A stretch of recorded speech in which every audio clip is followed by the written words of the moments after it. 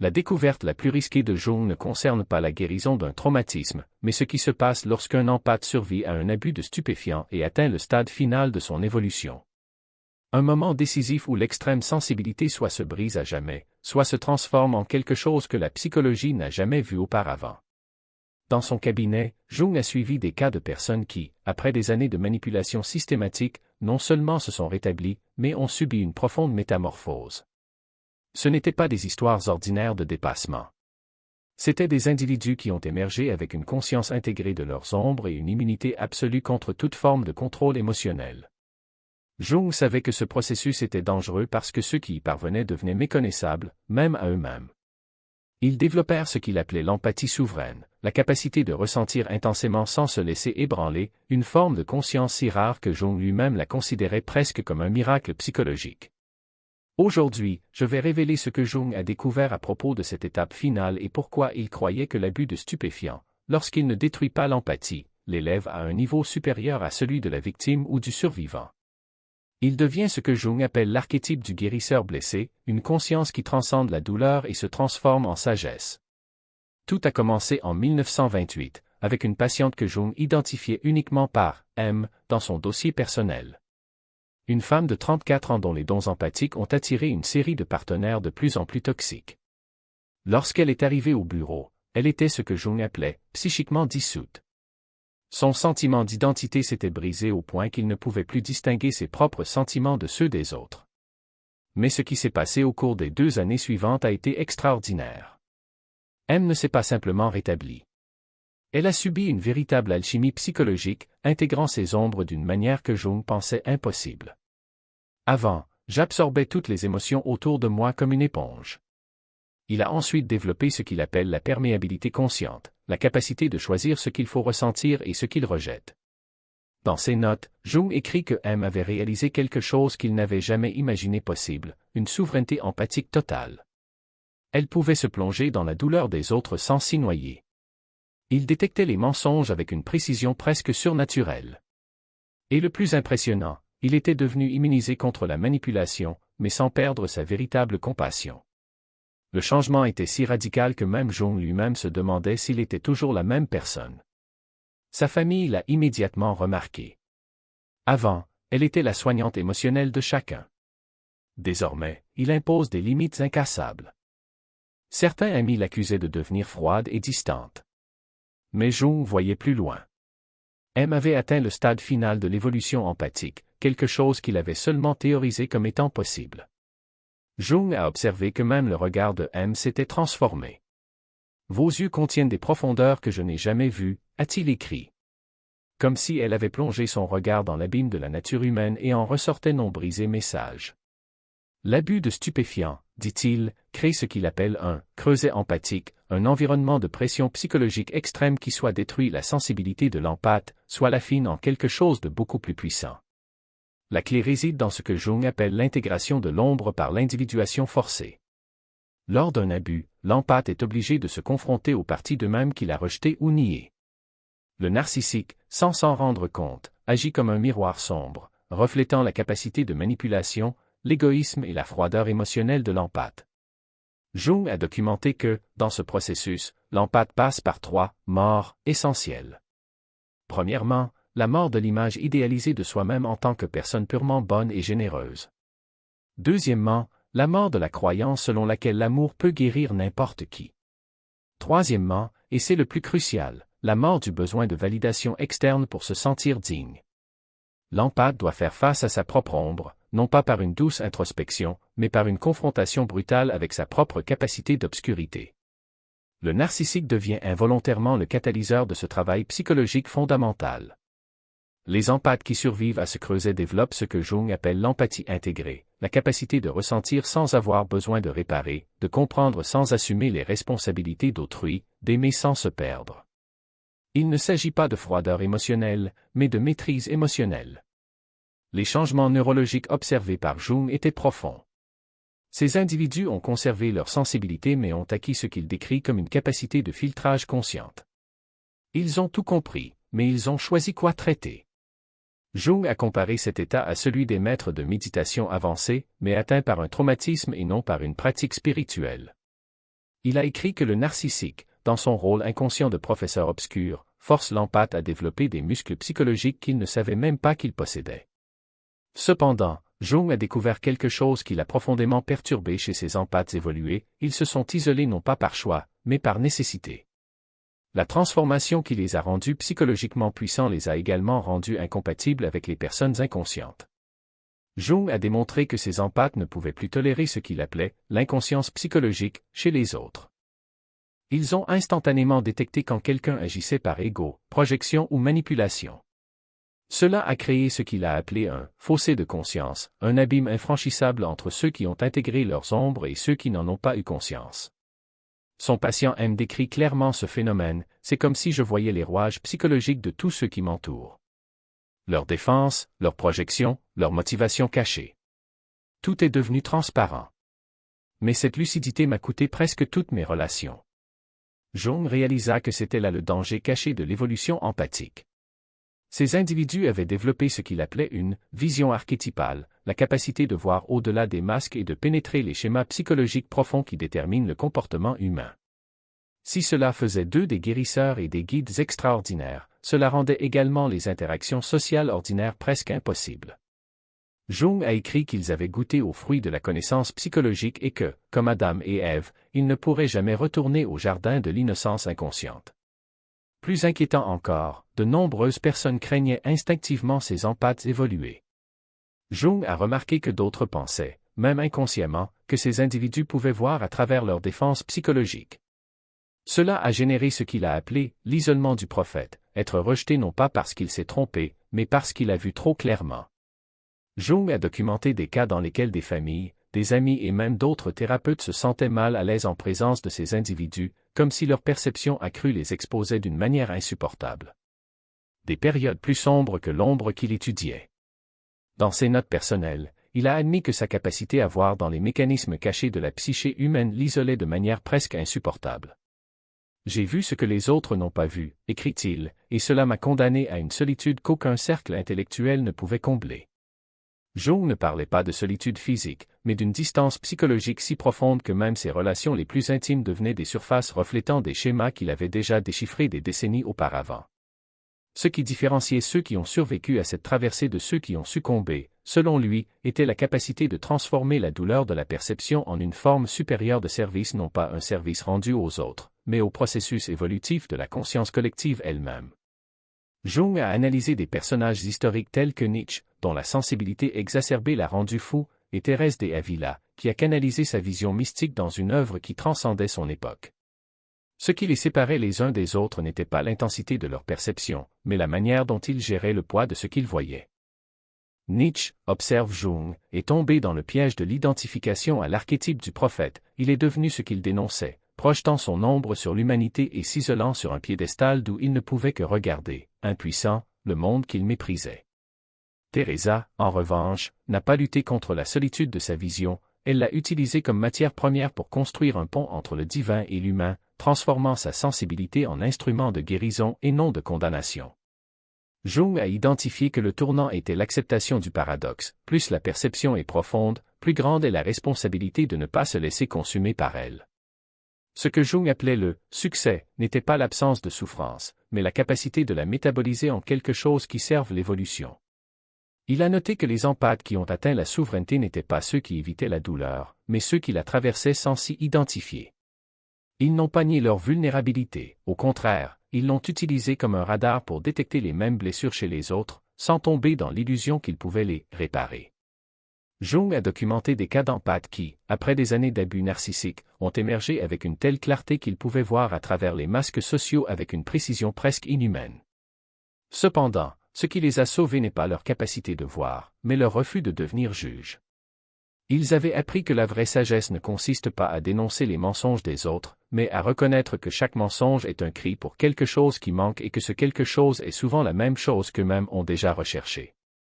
Jung a toutefois prévenu que cette évolution n'était pas linéaire. Il y a eu des rechutes, des moments où le souverain empathique était ramené à de vieux schémas, comme si le psychisme résistait à sa propre transformation. Il a comparé cela à une rivière qui, après avoir trouvé un nouveau cours, transporte encore dans ses eaux les sédiments de l'ancien lit. La différence est que le souverain empathique ne se noie plus dans ses sédiments, il les regardait passer, sachant qu'ils faisaient partie du processus. Jung a décrit un phénomène qu'il a appelé la mémoire cellulaire de la victimisation, une tendance inconsciente à recréer des dynamiques abusives, non pas par masochisme, mais parce que le système nerveux, conditionné par des années de traumatisme, recherchait toujours le familier, même lorsque le familier était toxique. Selon lui, la clé pour briser ce cycle ne résidait pas dans la suppression du souvenir, mais dans sa réécriture par une action consciente. Il ne s'agissait pas d'oublier l'abus, mais d'en faire un point de référence et non d'identification. Toutefois, le plus grand défi n'était pas interne, mais externe. Jung a observé que les empathes souverains se retrouvaient souvent confrontés à un dilemme cruel, soit s'adapter au niveau de conscience de ceux qui les entourent, perdant ainsi leur essence, soit maintenir leur intégrité et accepter l'exil psychologique. Il a écrit sur un patient qui, après des années de thérapie, a atteint un état de clarté si profond qu'il ne pouvait plus tolérer des paroles superficielles. Il n'était pas arrogant, a noté Jung, simplement incapable de feindre de s'intéresser à des sujets qui, pour lui, étaient comme des ombres dansant sur un mur. Le patient a décrit la sensation de vivre dans un monde où tout le monde parlait une langue qu'il avait oubliée. Jung concluait que la souveraineté empathique n'était pas un état de supériorité mais d'incompatibilité, une incompatibilité avec la médiocrité, avec le déni, avec le refus de grandir. Et cette incompatibilité, aussi douloureuse soit-elle, était le prix de l'authenticité. Ce que Jung proposait comme solution n'était pas une évasion du monde, mais une nouvelle façon d'y vivre. Il a suggéré que les empathes souverains développent ce qu'il appelle une présence non réactive, la capacité d'être pleinement dans l'instant présent sans être emporté par les courants émotionnels qui les entourent. Cela ne signifiait pas indifférence, mais une forme de compassion qui n'exigeait pas de sacrifice. Jung l'a comparé à un phare, sa fonction n'est pas de sauver chaque navire qui passe, mais d'éclairer le chemin pour que chacun trouve sa propre route. Les souverains empathiques, affirmait-il, n'étaient pas des sauveurs mais des témoins de la condition humaine dans toute sa complexité, sans qu'il soit nécessaire de la réparer ou de la condamner. Et c'est dans ce rôle de témoin que Jung a vu la véritable rédemption, non pas dans la guérison des autres, mais dans la guérison de sa propre relation avec l'humanité. Il a terminé ses études avec une question qui résonne encore aujourd'hui. L'évolution de l'empathie est-elle un don ou une malédiction? La réponse, comme toujours chez Jung, n'était pas binaire. C'était une invitation à ceux qui ressentent trop, voient trop, souffrent trop, à ne pas se perdre dans les ténèbres de leur propre perception, mais à s'en servir comme d'un flambeau. Non pas pour éclairer les autres, mais pour retrouver le chemin de soi. Parce qu'en fin de compte, la plus grande leçon que Jung a laissée n'était pas de savoir comment devenir un empathe souverain, mais comment survivre à sa propre sensibilité sans en devenir prisonnier. Et peut-être, juste peut-être, que c'est la seule sorte de liberté qui compte vraiment. A écrit, la vraie solitude n'est pas l'absence des gens, mais la présence d'un soi qui ne se reconnaît pas encore dans le miroir des autres. Et c'est précisément à ce moment que le piège se referme, l'isolement, lorsqu'il devient refuge, cesse d'être une porte et devient une cellule. Jung savait que la souveraineté empathique ne se construit pas sur la fuite, mais sur la rencontre non pas avec le monde tel qu'il est, mais avec le monde tel qu'il pourrait être à travers vous. Le danger n'est pas de trop ressentir, mais de croire que ressentir moins vous rendrait plus fort. La vérité est que la sensibilité n'est pas une faiblesse à apprivoiser, mais une force à affiner, comme un métal qui ne révèle son tempérament que sous le feu. Et le feu, dans ce cas, c'est la relation, pas n'importe quelle relation, mais celle que Jung appelait « conscience compatible ».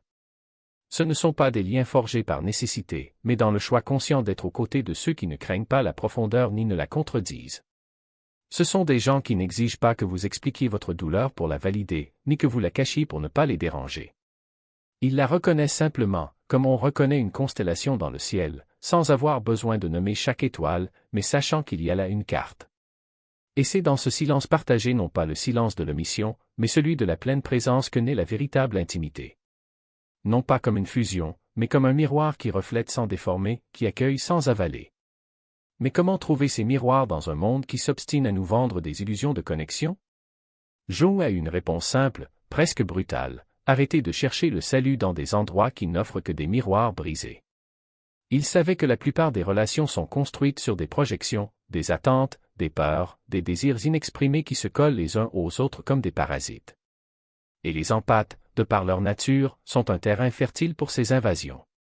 Par conséquent, la première règle de conscience compatible est claire, n'acceptez pas moins que ce que vous savez déjà mériter. Non pas parce que vous êtes supérieur, mais parce que vous avez déjà payé le prix de la clarté avec votre propre chair. Et voici le paradoxe, plus vous devenez souverain, moins vous avez besoin de prouver votre souveraineté. Les autres n'ont pas besoin de comprendre votre parcours, ils ont juste besoin de respecter le fait que vous n'êtes plus la personne qui se laissait autrefois définir par la souffrance. Jung a observé que les empathes évolués ne recherchent pas de disciples mais des compagnons de voyage, des gens qui, comme eux, ont traversé le désert et savent que l'eau de l'oasis n'est pas un miracle mais le résultat de fouilles profondes. Ce sont ceux qui se moquent des mêmes ironies de l'existence, qui reconnaissent l'ombre chez les autres sans jugement, parce qu'ils l'ont déjà vue en eux-mêmes. Et c'est dans cette reconnaissance mutuelle que se forme la véritable communauté, non pas comme un refuge, mais comme un terrain d'entraînement pour l'âme. Mais attention, cette communauté n'est pas un club exclusif. Jung met en garde contre la tentation de transformer l'évolution psychologique en un nouveau type de statut. La souveraineté n'est pas un titre, c'est un état d'être, a-t-il écrit. Et l'état d'être le plus dangereux est celui que l'on croit être au-dessus de la chute.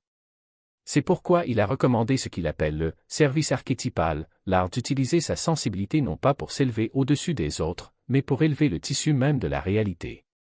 Que ce soit à travers l'art, l'enseignement, la guérison ou simplement la présence, l'empathe souverain ne se contente pas d'être un survivant. Il devient un phare, non pas parce qu'il éclaire le chemin des autres, mais parce qu'il prouve qu'il est possible de naviguer même dans les nuits les plus sombres. Et c'est là que les 5 métamorphoses révèlent leur finalité ultime, elles ne sont pas des étapes à franchir, mais des couches à intégrer. Chacun d'eux de la dissolution à la souveraineté est une invitation à mourir et à renaître, non pas une fois, mais une infinité de fois. Parce que la vraie liberté ne consiste pas à atteindre une destination, mais à apprendre à danser avec transformation. Jung savait que la plus grande erreur que commettent les empathes est de croire que la guérison est un point final. En réalité, il s'agit d'un cycle éternel, le poison qui devient médicament aujourd'hui sera le défi de demain. Et c'est justement cette volonté de recommencer, sans garantie, qui distingue le souverain du prisonnier. Alors si vous lisez ceci et ressentez le poids d'une sensibilité qui ressemble parfois à une malédiction, rappelez-vous, ce que le monde appelle excès est en réalité une invitation. Une invitation non seulement à survivre dans votre propre profondeur, mais à l'habiter. Non seulement ressentir, mais savoir. Non seulement voir, mais révéler.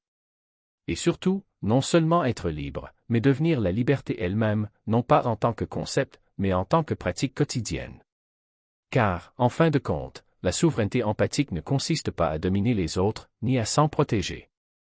Il s'agit de vous maîtriser, de sorte que lorsque le monde essaie de vous réduire à une victime ou à un sauveur, vous puissiez simplement sourire et dire « J'ai déjà choisi une autre voie ».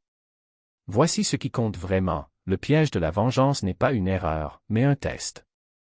Jung a clairement vu que certains empathes, même dotés d'une perception aiguë, tombaient dans l'illusion d'utiliser leur sagesse pour punir ceux qui leur faisaient du mal. Mais la véritable intégration ne se nourrit pas de représailles, elle transforme la douleur en compréhension, le ressentiment en compassion pour l'inconscient des autres. Et comment maintenir cette clarté? Jung ne laisse aucun doute, avec ce qu'il appelle le Daily Shadow Check, un rituel d'honnêteté brutale envers soi-même, où chaque motivation, chaque projection, chaque réaction émotionnelle est examinée à la lumière de la conscience. Non pas pour se juger, mais pour se connaître. Non pas pour s'emprisonner, mais pour se libérer. Mais sa plus grande révélation fut autre chose. Pour Jung, l'empathe souverain n'était pas seulement un individu évolué, il représentait un saut dans la conscience humaine. Un archétype vivant, essentiel pour l'avenir de l'espèce. Ils sont le pont entre l'ego et la réalisation du soi, écrit-il, ceux qui ressentent la plénitude de l'expérience humaine sans s'y perdre, qui portent la douleur du monde sans céder à son poids. Sur une planète de plus en plus fragmentée, ces êtres ne sont pas un luxe, mais une nécessité. Ce sont des sages-femmes de conscience, guidant les autres à travers les ombres qu'ils ont eux-mêmes déjà traversées. Parce qu'au fond, la souffrance qui les a façonnés n'était pas personnelle mais collective. Une douleur ancestrale, gravée dans l'ADN de l'humanité, qu'ils ont eu le courage d'incarner et de transmuter. Jung est allé plus loin, le voyage de l'empathe qui survit aux abus narcissiques et atteint la souveraineté est ce qu'il appelle l'individuation ultime, le moment où l'individu devient entier et se met au service de quelque chose de plus grand. Ce n'est pas une rédemption. Ce n'est pas une victoire. C'est de la pure alchimie. La blessure la plus profonde, une fois intégrée, devient le plus beau cadeau. L'empathe souverain est la preuve vivante que la conscience peut naître des cendres, que la sagesse se forge dans le feu et que ce qui semblait destiné à le détruire le préparait en réalité à renaître. Dans ses notes finales sur le sujet, Jung a écrit quelque chose qui fait écho comme une prophétie: le narcissique, sans le savoir, est le prêtre des ténèbres dans l'initiation de l'empathe. C'est à travers leur cruauté que se forge la conscience capable de guérir ce qu'ils représentent. Votre douleur n'était pas un accident. C'était une vocation. Sa résistance n'était pas une faiblesse. C'était la matière première de sa transformation. Et maintenant, vous avez le choix: laisser la souffrance vous définir en tant que victime ou lui permettre de vous affiner en tant que souverain. Si quelque chose de tout cela résonne en vous, vous vous reconnaissez dans ce voyage d'évolution empathique, ce n'est pas une coïncidence. C'est une invitation. Une invitation à prendre votre place non seulement en tant que personne qui s'est guérie, mais en tant que personne qui aide à guérir le monde.